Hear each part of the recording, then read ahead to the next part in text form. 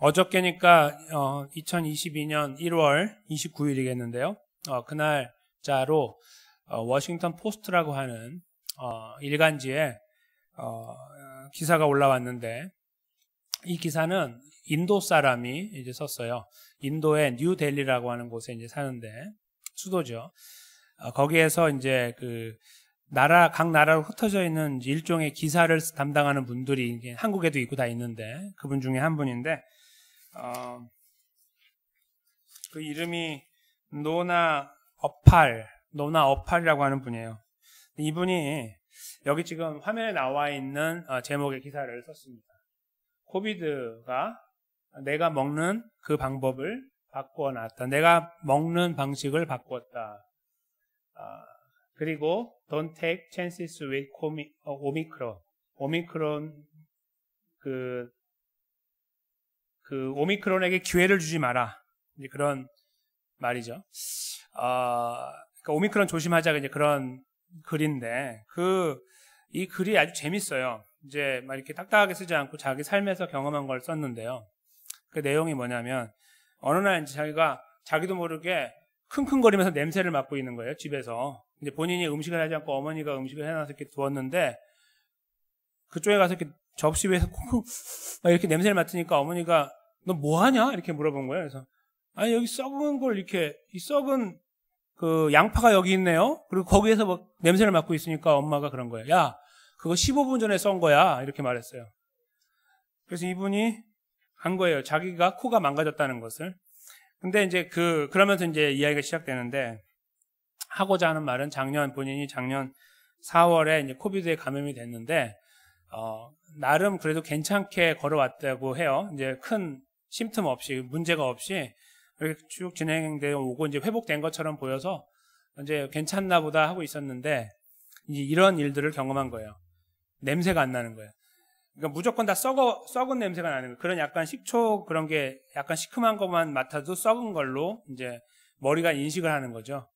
그래서 결국 음식을 이제 못 먹게 되는 거예요. 뭐 만들어주는 음식 지금 만들어줬는데도 못 먹고, 특별히 이제 양파 같은 거나 갈릭, 마늘이 들어간 거, 그런 거는 이제 그냥 맡기만 해도 못 먹어요. 그러니까 그 음식 들어가는 모든 걸 못 먹는 거죠. 근데 이제 그게, 그럼 다른 거 먹으면 되지, 이렇게 생각할 수 있는데, 이분이 이제 하는 말은 냄새를 빼앗기니까 모든 것을 빼앗겼다라고, 이제 이 글을 만약에 한 문장으로 줄이면 냄새를 빼앗기니 모든 것을 빼앗겼다라고 이제 할 수 있다고 본인이 경험했다는 거예요. 오랫동안 걸어오니까. 그러니까 이 증상이 오랫동안 가는 경우를 long COVID라고 부른대요, 영어로. 그러니까 긴 코비드라고 부르는 그 용어가 이제 생겼어요. 그래서 긴 코비드 이렇게 부르는데, 긴 코비드 증상. 그런데 그렇게 살다 보면 사람들이 이제 여러 가지 반응들을 보여요. 이제 어떤 분들, 의지가 강한 분들은 괜찮은데 그렇지 못하거나, 아니면 상황이 힘들면은 막 이제 뭐 삶을 포기하기도 하고, 막 저쪽으로 막 다른 길로 가버리기도 하고, 막 이런 경우도 많고요. 그래서 이제 막 원래 걸어오지 않았던 길로 막 가기도 하고, 이런 경우도 많이 생기고, 이분은 글을 쓰는 분인데, 자기가 이제 그 냄새를 상실한 다음부터는 그 삶의 절망감들이 너무 커가지고 이제 그걸 이렇게 표현하면서 참 무서운 병이라는 것을 이제 표현을 하려고 했던 거예요. 근데 이 글을 쓰면서 이분이 이제 한 가지 되게 중요한 단어를 남겼는데, 뭐냐면 영어로 uncertainty라고 그러는데 불확실성이라는 거예요. 불확실성. 자기가 이 코비드를 가지고 지금까지 살아오고 있는데, 이 냄새가 이제 상실돼서 나았는데도 남아있는 건데, 근데 이것이 오래되다 보니까 1년이 넘었잖아요. 그러다 보니까 어떤 생각이 드냐면, 내가 이러다가 영원히 내 냄새를 잃어버린 것이 아닌가. 나는 이걸 잃어버리면 다 잃어버리는 것 같은데, 내 삶이 망가지고 있는데 만약에 내가 이렇게 끝까지 가는 것 아닌가라는 불확실성이 생긴 거예요. 그러니까 치료에 대한 불확실성이 생기니까 견딜 수가 없다는 거예요, 이분이. 자기가 의지로 자기를 지켜내고 있는데 불확실성이라는 게 딱 느껴지는 순간에 견디지를 못하겠다. 그것이 너무너무 무섭다. 자기를 사로잡을 때 그 앞에서 벌벌 떨게 되고 힘들다. 이제 그걸 이제 그래서 표현하고 있는 거예요. 자기 경험만이 아니라 주변 사람들의 경험들도 모아가지고 이 글을 쓰면서 이것이 우리들에게 주는 이 증상이라는 거, 부정적인 효과가 너무나 커서 사람의 삶을 피폐하게 만들고 결국은 삶의 의미를 다 빼앗아 버리는 그런 데까지 가는 것이 아니냐. 단순히 맛있게 먹는 문제가 아니고 먹지 못하니까 마르고 몸이 이상해지겠죠. 기능이 자꾸 저하되고. 왜냐하면 웬만한 음식을 못 먹으니까. 그렇게 되면서 오는 삶의 질의 변화와 앞으로 미래에 대한 걸음이 다 붕괴되는 것 같은 느낌을 받았다.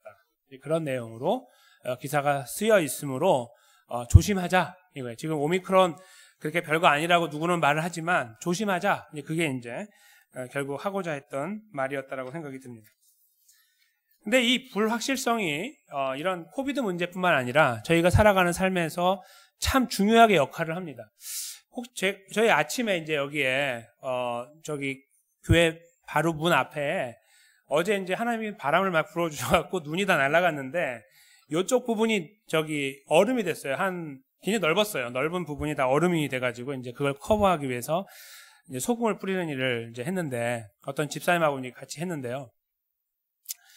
그렇게 해가지고 이제 어느 정도 다 뿌렸어요. 그러고 나니까 이제 처음에는 이렇게 조심스럽게 걷는 거 있잖아요. 이렇게 천천히 걷는 건데 다 뿌리고 나니까 이제 확실해요. 뭐가요? 안 넘어져요. 제가 뿌렸으니까. 아주 많이 뿌렸어요. 넉넉하게. 그러니까 이제 걸을 때 걸음이 바뀌는 거예요. 딱딱딱 이렇게 평소처럼 걷게 되는. 그랬는데요, 저는. 왜냐하면 확실성이 있으니까, 저 길에 대한. 근데 지금 11시 예배 오신 분들은 또 이제 많이 녹았기 때문에 모르시겠지만 조금 일찍 오신 분들, 찬양팀이나 이렇게 9시 한 반쯤 이렇게 오시는 분들은 거기 오실 때 이렇게 조심스럽게 오셨을 거예요. 넘어지면 안 되는데 이렇게. 왜냐면 얼음같이 보이니까. 불확실성 때문에 그래요. 불확실성은 저희들의 걸음걸이를 바꾸는 거예요. 아무것도 아닌 것처럼 보여요. 저거 조만큼밖에 안 되는데 저게 우리 삶을 바꿔? 천만의 말씀이에요. 다 바꿔요. 우리 생각을. 이 삶을 바꿔버리는 거예요. 두렵게 만들기도 하고 때로는. 저런 얼음 하나도 저희 걸음걸이를 바꿔요. 저희가 자유롭지 못하게 하는 거예요. 불확실하니까. 이게 밟으면 미끄러질까 그렇지 않을까가 확인되지 않았으니까요. 그렇죠? 아주 작은 문제에도 저희는 확실성이냐 불확실성이냐를 곰곰이 생각하고 따져가며 살고 싶어 합니다. 그렇죠? 그렇지 않은 분들은 삶이 넉넉하고 여유 있는 게 아니라 생각이 모자라신 거죠. 사실은. 그렇죠? 그렇지 않으면 넘어지거나 문제가 생기고 수많은 문제가 거기서 발생하기 때문에.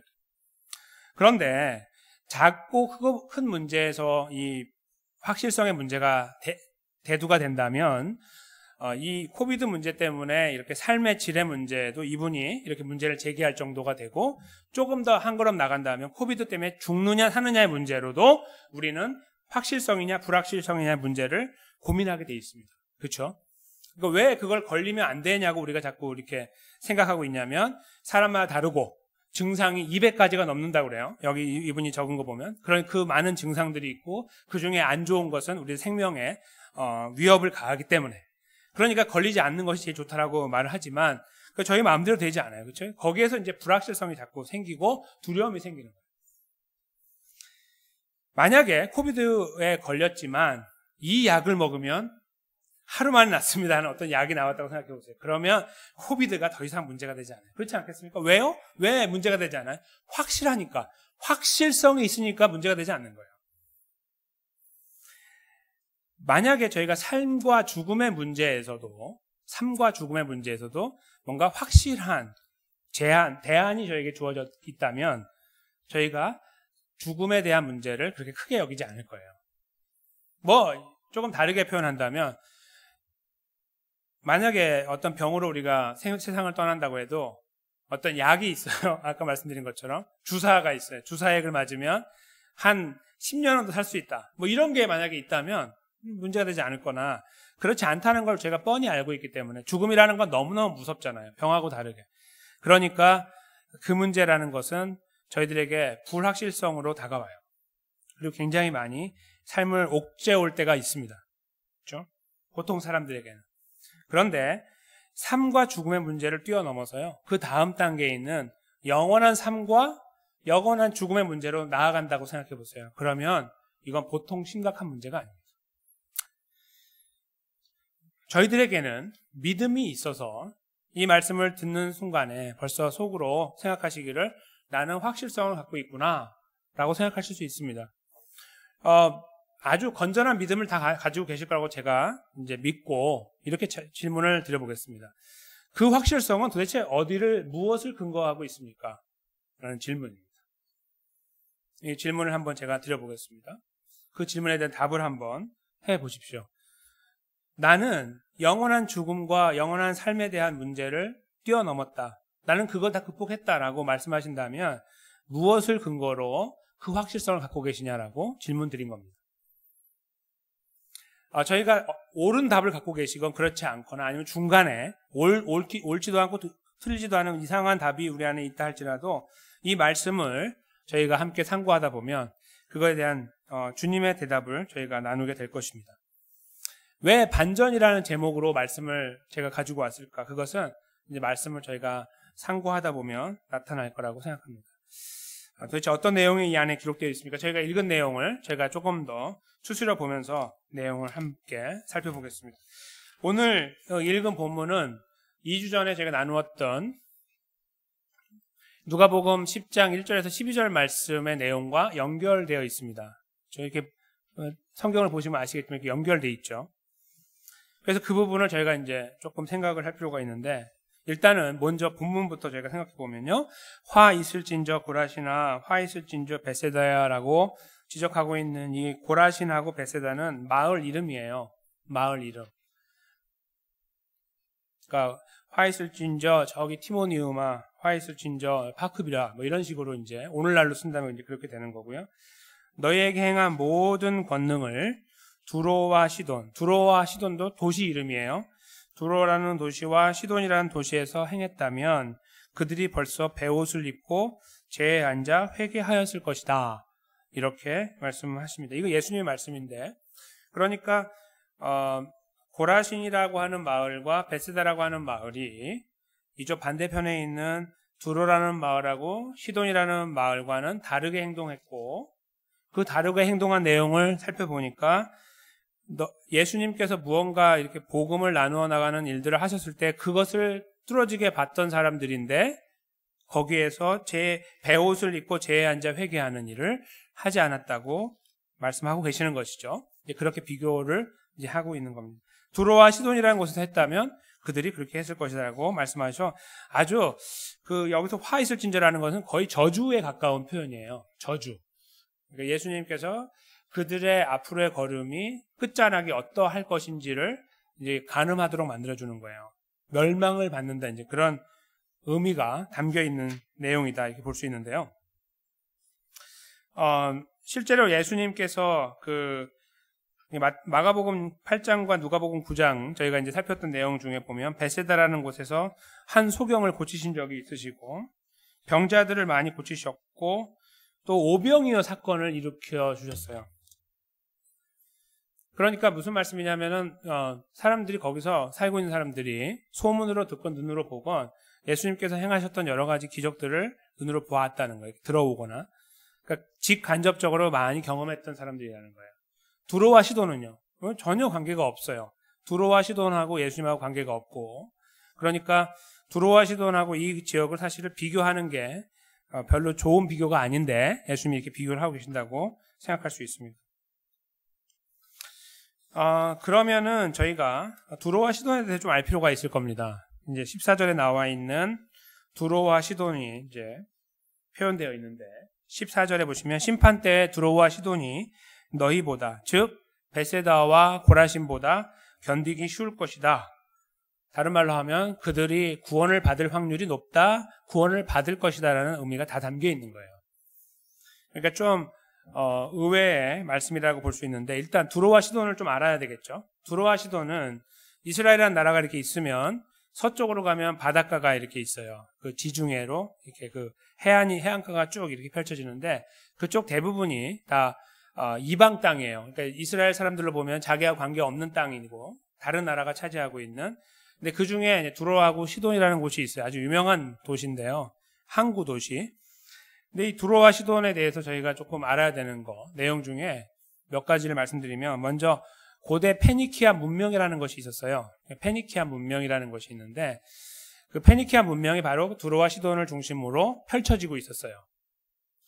근데 그들이 그러면 뭘 어떻게 만들었길래 그러냐 대단하냐 보면 갈리선이라고 영어로 갤리선, 한국말로 갈리선이라는 게 있어요. 배인데 이렇게 그 밑으로 내려가면은 이렇게 사람들이 노예들이 쭉 앉아가지고 양옆으로 노를 잡고 노를 젓는 배예요. 거기에 이제 숫자가 얼마나 들어가냐에 따라서 배가 얼마나 빨리 가느냐가 이제 결정되는, 그리고 얼마나 힘이 있느냐, 그래서 막 부딪히면은 다른 배를 깰 수 있는 그런 힘을 갖고 있는 배를 고안해 낸 나라예요. 그러니까 머리가 굉장히 좋은 사람들이에요. 머리가 굉장히 좋은 사람들. 그래서 그 배를 고안해서 만들어서 그 지역, 이 지중해 무역을 주름 잡고 있던 나라였다.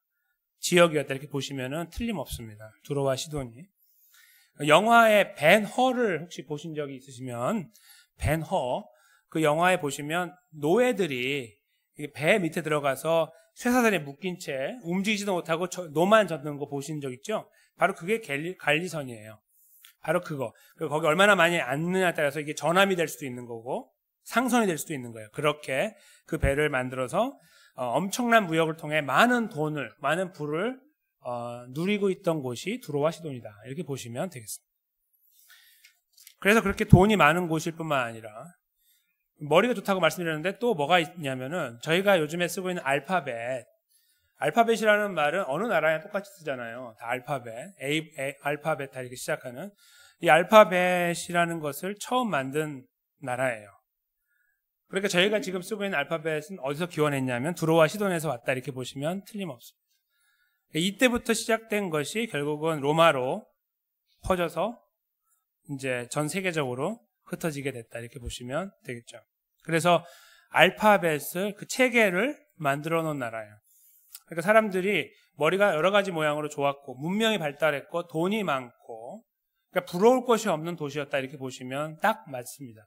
그런 곳이 바로 두로와 시돈이었습니다. 그리고 더 나아가서 그들에게는 하나님 말고 다른 신이 있었어요. 수많은 다른 신들을 그들이 신봉하면서 의지하며 살아왔습니다. 그러니까 그들의 믿음 속에는 왜 우리나라가 이렇게 잘 되냐 하면 그 신들한테 우리가 절하고 제물을 바치고 있기 때문이다라는 믿음이 굳건했던 곳들이에요.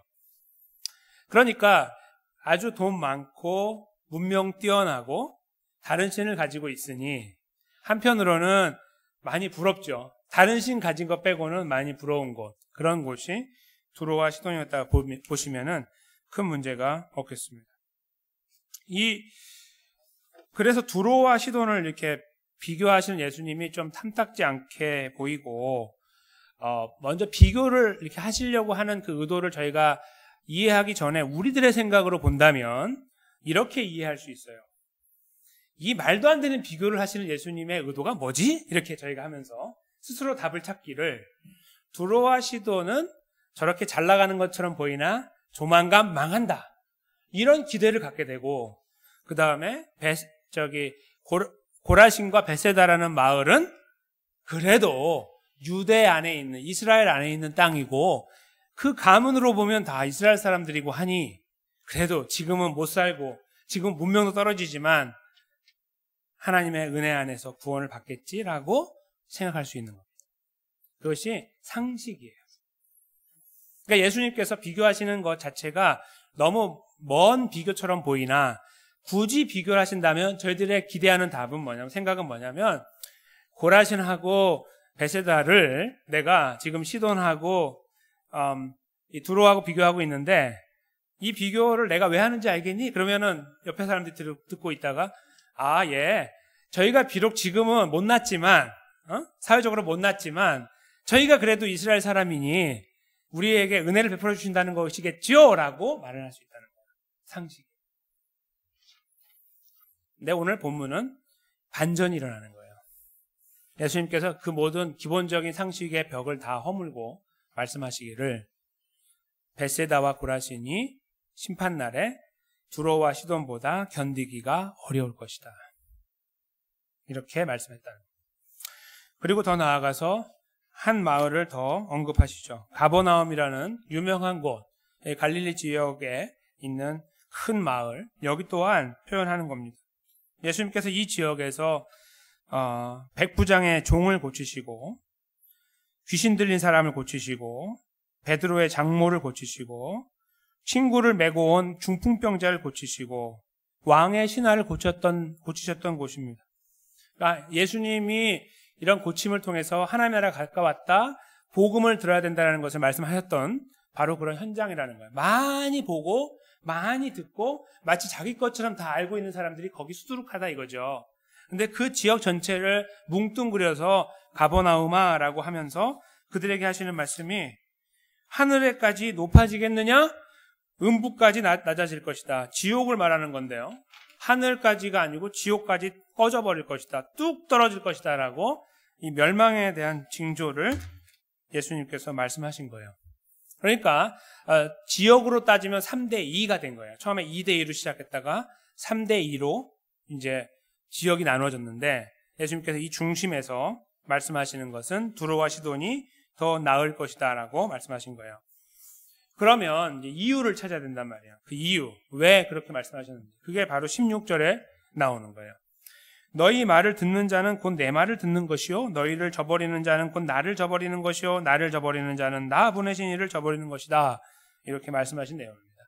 아까 이제 여기쯤에서 저희가 앞부분을 잠깐 생각해 볼 필요가 있습니다. 제자들을 70명 또는 72명, 숫자가 중요하지 않다고 말씀드렸고 그들을 뽑으신 다음에 12제자를 보내신 것하고 똑같이 보내셨던 걸 기억하시죠?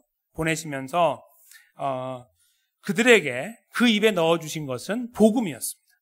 그렇죠? 너희들 경험을 나누고 살아왔던 것들을 나누고 세상의 지혜를 나누라는 것이 아니라 예수 그리스도의 복음을 사람들과 나누라는 명령을 그들에게 주셔서 그 명령을 받들고 그들이 떠나는 과정, 그걸 저희가 연상을 하게 됩니다. 그러면 그분들이 나가서 전했던 것은 무엇이냐면 바로 예수 그리스도의 복음입니다.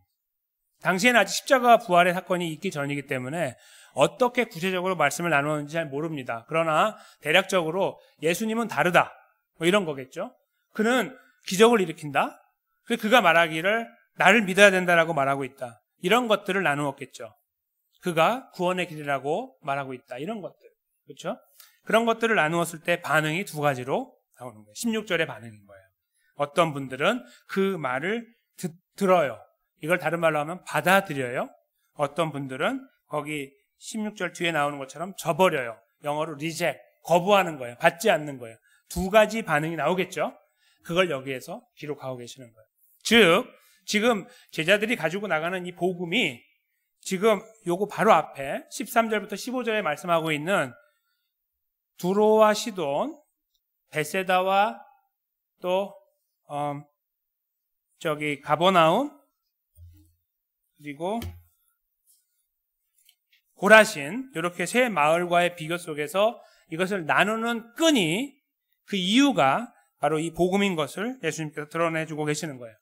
즉 왜 내가 이렇게 판단을 내렸냐 하면 이 비상식적인 판단과 이 반전과 같은 판단을 내렸냐 하면 만약에 거기에 있는 두로와 시도에 있는 사람들이라고 해도 그들이 너희들이 전하는 이 복음을 듣고 예수 그리스도 나를 영접하고 나에게 새 삶의 소망을 건다면 이라는 전제가 내포되어 있는 거예요. 그렇다면 이 지역에서 맨날 눈을 뜰 때마다 나를 보고 내가 누구인지도 들었고 내 이름도 알고 내가 했던 모든 것들을 다 알고 있는 그들이 나를 받아들이고 믿지 아니한다면 완전히 다른 결과에 그들이 서게 될 것이다라고 말씀하고 계시는 거죠. 그것이 바로 이 본문 속에 드러나 있는 말씀입니다. 즉 제가 서두에 말씀드린 것처럼 우리가 구원에 대한 확신을 갖고 있는 것이 참 중요한데 우리가 만약에 그걸 갖고 있다고 확신하시고 계신다면 도대체 그것이 어디에서 왔습니까? 스스로에게 한번 질문하시면 좋겠습니다를 제가 던져드렸던 바로 그 질문에 대한 답과 오늘 예수님께서 여기 해주시는 답과 한번 이렇게 생각을 이렇게 섞어보십시오. 우리의 답이 얼마나 분명하게 확실하게 있는지. 오늘 이 본문 속에 등장하고 있는 이 마을들, 세 마을들이 갖고 있는 왜 그들이 교만하냐면 그들은 첫째로 이스라엘 사람들이라는 이유 때문에 즉 자신들의 역사를 보면 야훼 하나님이라는 것이 존재하니까 여호와 하나님이 존재하니까 마치 그 안에서 태어났으면은 자기가 어떻게 살건 지금 하나님과 관계가 어떠하건 나는 영원히 그 구원 안에 있다라는 생각을 갖고 있는 그들의 그런 중심에 대해서 지적하고 계시는 거예요. 그게 바로 그들로 하여금 교만하게 만드는 거예요. 우리는 괜찮아, 어떻게 살아도, 이렇게 말을 그들이 하고, 또 예수님에 대해 그렇게 거부하고 사는 거에 전혀 지장을 갖고 있지 않는 그런 이유로 삼았던 사람들이죠. 예수님이 바로 그것을 여기에서 지적하기 원하셨던 거예요. 그러니까 그들이 가지고 있는 가문과 역사적인 흐름과 살고 있는 곳에 대한 확실성, 그렇죠? 이 확실성이 자신들을 붙잡아주고 있다라는 신뢰를 갖고 있었던 것입니다. 그러나 두로와 시도는 그런 생각을 할 수 있는 겨를이 없어요. 예를 들어서 그들이 복음을 들었을 때에, 이미 오래전부터 들어서 예수님을 알고 있다고 했을 때에 고민하고 있는 상황 속에서 지자들이 가서 그들에게 복음을 전하는 상황이면 가능성이 있죠. 그러나 그렇지 않고 지금 처음으로 그들을 보내는, 예수님이 그 먼 곳까지 보내시는 가운데에 지적한 이름이라고 하면 이야기가 달라지는 거예요. 그들은 지금까지 자신들이 믿고 왔던, 자신들이 섬기고 있는 신이 이 나라를 이렇게 부요하게 만들었다. 오히려 저 야훼, 여호와를 믿고 있는 이스라엘은 저 모양 저 꼴로 망했고 저렇게 초라한데 우리는 이렇다라고 오히려 비교를 한다면 비교를 할 수 있을 정도. 그렇죠? 그래서 그들의 머릿속에나 귓속에 절대로 복음이 들어갈 수 없는 꽉 막혀 있는 상황 속에 그들이 처해 있는 것이다. 이렇게 저희가 그들의 상황을 이해할 수 있습니다. 그렇죠? 그러니까 오히려 더 가능성이 희박한 게 더 희박한 거예요. 점점 더 희박한 거예요.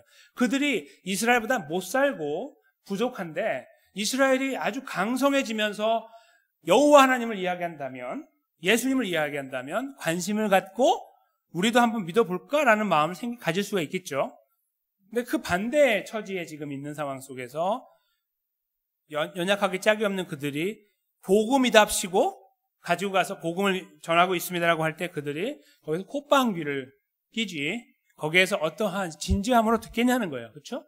그것 또한 저희들의 상식입니다. 이 두 가지가 딱 부딪히고 있는 거예요. 이 두 가지가. 근데 그 안에서 예수님은 이 두 가지가 부딪혀서 완전히 헝클어져서 문제가 되건 말건 관계없이 하고자 하는 말은 이거다라고 하시는 거예요. 복음이라는 거죠. 누구이건 관계없이 예수 그리스도의 복음이 키다, 열쇠다라고 말씀하고 계시는 거예요. 그래서 그런 의미에서 저희가 구원에 대한 생각, 확실성에 대한 반전을 여기서 경험해요. 첫째로 반전, 이 뒤집어지는 걸 경험하는 거예요. 왜요? 저희 상식하고 다르니까. 조금만 더 말씀드리면 두로와 시돈에 사는 사람들은 매우 교만하고 악하고 문화가 막 섞여 있는 곳은 얼마나 이 삶이 이렇게 난잡한지 아시죠? 막 그런 곳이기 때문에 돈은 많고 막 똑똑한 사람이 많을지 모르나 거기에 이 일반적인 삶이 막 망가지고 힘들어질 가능성이 다분한 곳이에요. 그런 사람들에게 사실은 그것을 바라보고 있는 그 이스라엘 사람들에게는 저 지역은 자연적으로 망하고 심판날에 결코 견디지 못해야 된다라는 상식을 갖고 있거나 더 나아가서 그런 심판자적인 어떤 생각들을 가지게 돼요. 그 나라를 그 도시를 향해서요. 근데 예수님께서 여기서 그 생각을 이렇게 뒤집어 놓는 것입니다. 그렇지 않다라고. 이유는 만약에 그들이 복음을 듣고 받아들이게 된다면 이렇게 키를 주고 계시는 것이죠.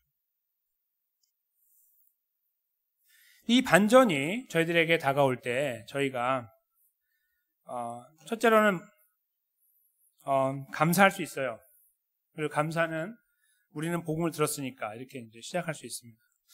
그런데 저희가 깊이 있게 복음의 의미를 찾고 거기에서 우리 삶을 이렇게 점검하려고 한다면 이 본문 속에 등장하고 있는 대상을 살펴봐야 됩니다. 즉 벳세다, 고라신, 가버나움 같은 곳의 모습, 이 행여 저희들 안에 담겨 있지 않는가.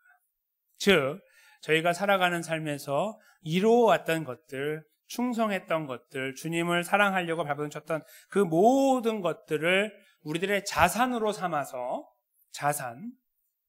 그걸 등지고 주님 앞에 서려고 하는 모양, 그런 것들이 저희 안에 존재할 수 있다는 생각을 해보셔야 됩니다. 즉 왜 구원에 대한 확실성을 갖고 계십니까? 라고 질문을 드렸을 때 그래도 제가 주님 만나고 이렇게 잘 살고 있습니다 라고 우리 안에서 좋은 것들을 찾아내려고 할 수 있기 때문입니다. 바로 베세다, 고라신, 가버나움의 모습이 우리 안에 충분히 존재할 수 있다. 우리가 반전된 역사를 통해 구원받은 사람이라는 것을 알고 있는데도 말이죠. 예수님의 십자가와 부활 때문에 구원받은 것을 알고 있는데도 저희도 모르게 우리가 그쪽에 더 많이 기대려고 하는 경향을 가질 수가 있어요. 그러니까 그렇게 돼서 주변을 바라보면 심판자적인 자세가 되는 거예요.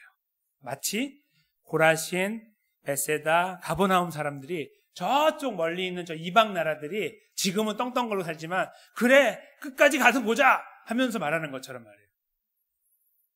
그렇죠? 저희가 그런 모습을 우리도 모르게 가지고 살아가고 있는지 몰라요.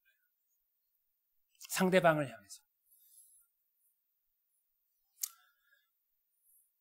근데 이거보다 더 저희들을 힘들게 만드는 것이 있습니다. 그건 바로 저희가 두로와 시돈에 사는 사람들과 같은 모습을 가질 수 있다는 개연성 때문입니다. 저희가 하나님에 대하여 신실하지 않아도 우리 삶의 주변을 보니까 잘 되고 뭔가가 내가 하나님을 향해서 한 50% 정도의 내 마음을 드리고 있는데 이 삶 자체가 보면 잘 돼요. 이렇게 뭐 하나하나 이렇게 내가 계획한 거 진행만 해도 잘 되는 것 같고 누구에게 내가 어깨를 견주었을 때 내가 낫지 않고 뭐 이런 것들 그런 것들을 이렇게 저희가 찾아내게 되는 경우가 발생할 수 있습니다. 거기에서 저희들은 어떤 생각까지 나아가게 되냐면 그 고라신에 살고 있는 베세다와 가버나움 사람들처럼 우리 등에 이거 짊어지고 있는 거예요. 하나님을 향한 신뢰와 의지보다는 내가 이루어왔던 것들, 나의 삶에 대한 즉 내가 하나님을 한 10%, 50%만 의지하고 살아왔는데 이룬 것처럼 보이는 이런 이만큼의 일들이 이상한 형태의 자산이 되는 거예요. 하나님하고 관계도 없는 것이. 그리고 그걸 우리가 붙잡고 가는 겁니다. 그리고 우리는 마치 구원의 확실성을 갖고 있어요. 아주 분명하게 잘 갖고 있어요. 예수님이라고 믿고 있어요. 라고 생각하고 사는 거예요. 그 가능성이 충분히 저희 안에 도사릴 수 그런 가능성이 충분히 저희 안에 거할 수가 있다는 것입니다. 이 반전의 역사가 그래서 저희들에게 요구하는 것은 구원은 못 사는 사람들이 그냥 망하고 잘 살고 뭐 망가진 사람들이 받는 거 이걸 말하는 게 또 아니고요. 여기 못 사는 사람들이 전부 다 하나님의 사랑을 받고 여기 잘 나가는 사람이 다 무너진 것도 아니고 그렇죠? 그 어떤 것도 아닌 거예요. 어디에 있건 어떤 모습으로 살건 예수 그리스도의 복음은 동일하고 공평해요. 그것이 오늘 본문의 이 반전의 말씀을 통해서 주어지고 있는 우리들 생각과 상식을 초월하고 있는 우리가 지키려고 하는 착한 사람의 어떤 모습으로 구원을 연결하고자 하는 저희 안에 여전히 버려버리기 힘든 생각들을 가지고 있는 저희들을 향해서 요청하고 계시는 거예요. 이것이 구원이다라고 말씀하고 계시는 거고 더 나아가서 그렇게 논리적으로 이게 구원이니까 거기 있는지 없는지만 확인해봐 이 정도에서 머무는 것이 아니라 혹시 우리들 삶이 그 베세다와 고라신과 가버나움의 사람 같은 형태로 이루어지고 있는데 감지 못하는 거 아니야? 라고 질문하고 계시는 것이고 더 나아가서 두로와 시돈처럼 그런 어떤 그곳에 있는 사람들의 모습으로 살아가고 있는데도 거기에 아무런 가책 없이 그냥 하나님은 적당하게 주무르면서 그렇게 가려고 하는 모양은 우리 안에 있는 것이 아닌가라고 또 우리에게 강하게 질문을 하고 계시는 겁니다. 저희가 이 말씀의 질문 앞에 올바르게 서야 됩니다. 저는 사랑하는 성도님들과 제가 살아가는 이 삶의 여정이 힘들고 어려운 일들로 계속해서 둘러싸여 있다고 확신합니다. 어느 누구도 예외 없이 그런 힘든 시간들에 둘러싸여 살아가고 있고 시간이 가면 갈수록 더 많아지게 되어 있는 어떤 분이 인생을 묘사할 때 위로 올라가면 산을 올라가는 것과 같은데 시간이 가면 갈수록 이제 나이가 점점 더 이렇게 들어가면서 올라가는 속도가 떨어지고 점점 어려워지잖아요. 근데 보여지는 건 더 많아진다. 그렇죠? 올라가니까 위로. 그렇게 인생을 표현한 분이 계신데 그 보여지는 거 많아지는 것 중에 좋은 것만 있으십니까? 아니요. 생각하지 않은 것들이 막 떠오르기 시작하고 나타나기 시작하고 그 자리를 여전히 걸어가고 있습니다. 근데 그런 일을 가면서 저희도 모르게 이 반전의 메시지에 저희가 귀를 안 기울일 때가 더 많아요. 왜냐하면 저희들이 젖어있는 생각은 착하고 올바르게 발버둥치면 하나님이 보호하신다라는 생각에 저희가 사로잡혀 있기 때문입니다.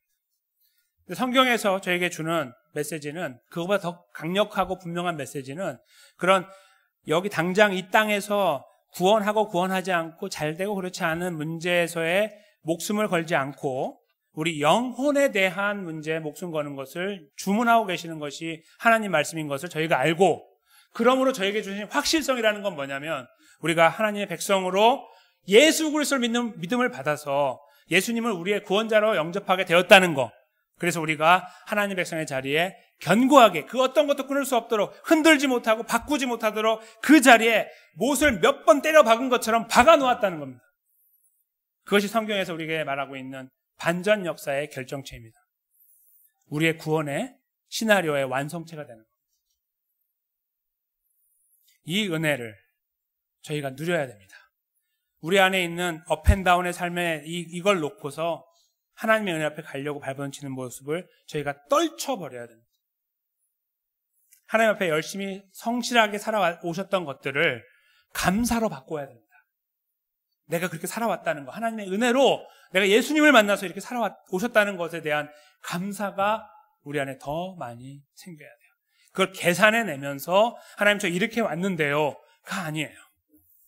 거기에서 감사를 할 수 있는 분이 이 복음의 반전 복음의 역사를 진실로 이해하는 분이에요. 그리고 겸손하게 섭니다. 그리고 삶의 모든 크고 작은 일들을 가감없이 그 하나님께만 가지고 갑니다. 그 앞에 서고 그 앞에 무릎 꿇습니다. 우리같이 연약한 존재를 어쩌면 이 양쪽의 모양을 다 가지고 있는지도 모르는 이 양쪽의 모양을 다 그중에 제일 안 좋은 것만 가지고 있는지 모르는 저 자신에게 하나님 아버지의 은혜가 임하고 성령 하나님께서 역사하셔서 우리의 마음이 열리고 예수 그리스도의 십자가와 부활을 믿는 믿음을 허락하심으로 우리가 예수 그리스도를 나의 주 나의 하나님으로 고백하게 되었습니다. 이 반전의 역사에 저희가 집중하기 원합니다. 어렵고 힘든 일이 많아지면 많아질수록 왜 자꾸 이런 일이 많을까라고 하는 상황들이 펼쳐질수록 왜 나의 기도는 응답되지 않는가라는 상황이 더 많으면 많을수록 바로 이 부분에 다시 돌아와 이 반전의 복음의 역사를 저희가 누리기 원합니다.